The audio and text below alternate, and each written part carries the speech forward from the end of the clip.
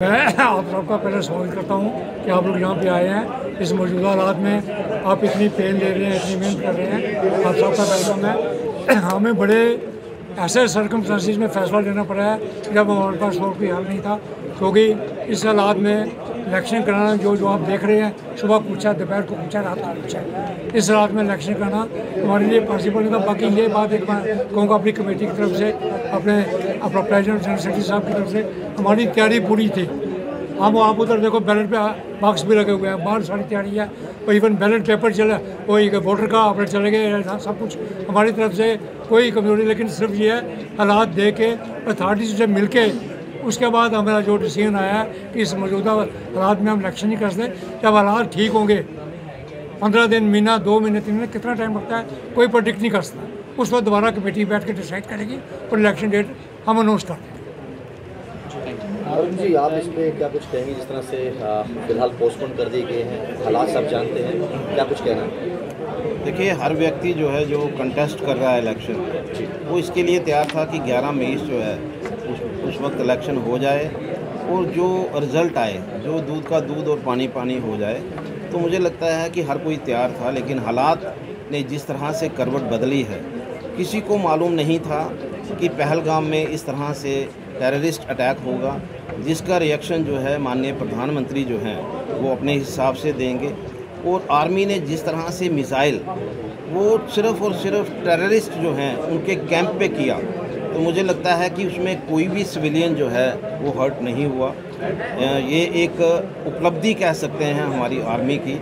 लेकिन पाकिस्तान की तरफ से जिस तरह से रिटेलिएट किया गया, पहले तो उन्होंने पुंछ में हैवी फायरिंग की, जो भी वो कर सकते थे, बहुत सारे हमारे बहुत लोग जो हैं वहाँ पर शहीद हुए। और उसके बाद जिस तरह से कल शाम को उनकी तरफ से ड्रोन हमला हुआ, मिसाइल हमला हुआ, और वो भी सिर्फ आर्मी पे नहीं, आर्मी कैंप्स के ऊपर नहीं, सिविल एरियाज़ जो हैं वहाँ पर भी उन्होंने अटैक करने की कोशिश की।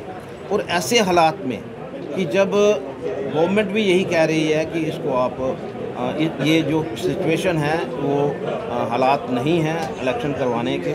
और दूसरा, आज देखिए हमारे लिए सबसे प्रायोरिटी हमारे मेंबर्स हैं। कुछ भी हो सकता था, कोई अगर ड्रोन हमले का कोई टाइम नहीं है, मिसाइल का कोई टाइम नहीं है। अगर कल रात को उन्होंने मिसाइल फेंकी है, सुबह 4 बजे उन्होंने मिसाइल फेंकी हैं, तो इसका मतलब वो दोपहर को भी मिसाइल फेंक सकते हैं। और जब सारी जम्मू ही नहीं, जम्मू कश्मीर ही नहीं, मुझे लगता है कि पाकिस्तान तक भी ये मैसेज होगा कि यहाँ पर इतने लोग जो हैं इलेक्शन के अंदर पार्टिसिपेट करने वाले हैं, और हम लोग जो हैं कोई ऐसी चीज़ करें यहाँ पर बहुत सारी कैजुअल्टीज़ जो हैं वो पॉसिबल हो सकती हैं। ऐसे समय में हमारे पास कोई ऑप्शन नहीं थी कि हम लोग जो हैं इलेक्शन प्रेसिडेंट से बात करें। इलेक्शन प्रेसिडेंट ने और उनकी टीम ने जिस तरह से डिप्टी साहब से बात की, और उनके बाद जो भी उनके बात हुई, और आज जो वर्किंग कमेटी बुलाई गई उसमें इनके द्वारा यही कहा गया कि अब क्योंकि इलेक्शन का टाइम नहीं है, जैसे ही हालात बदलते हैं, जैसे ही हालात ठीक होते हैं, देखिए इस समय बॉर्डर से लोग बाहर निकल रहे हैं। ऐसे हालात में हम लोग जो हैं कैसे सोच सकते हैं कि लोग घरों से बेघर हो रहे हैं। बॉर्डर पे आर्मी जो है किस तरह से अलर्ट होकर के और पाकिस्तान की शरारतों को उसका मुकाबला कर रही है। ऐसे हालात में इलेक्शन जो है वो पॉसिबल नहीं था।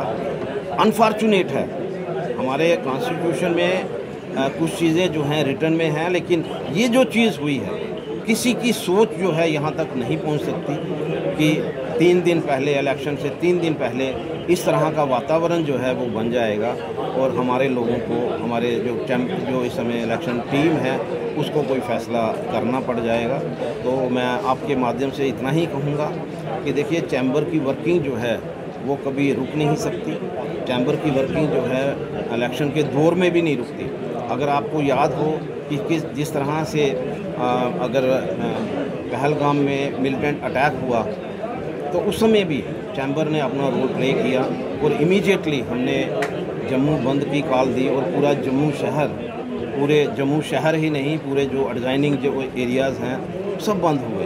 तो ऐसे समय में जब हालात ऐसे हैं कि भाई पाकिस्तान जो है अटैक पे अटैक कर रहा है, और ऐसे हालात में चैम्बर की जो वर्किंग है वो और भी मजबूती के साथ होनी चाहिए।